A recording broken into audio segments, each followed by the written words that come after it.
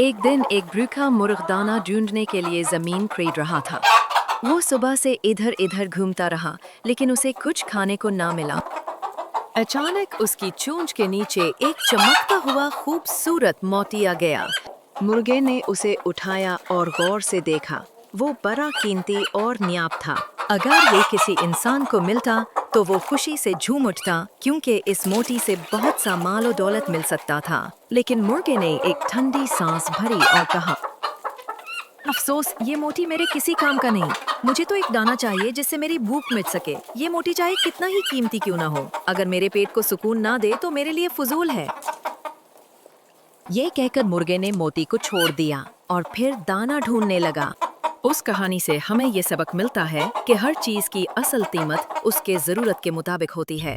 बाज़ औक़ात कीमती चीजें भी बेकार हो जाती हैं, अगर वो इंसान की असल जरूरत पूरी ना करें। असल दौलत वही है जो मुश्किल वक्त में काम आए। अगर आपको ये कहानी पसंद आई हो तो लाइक करें, चैनल सब्सक्राइब करें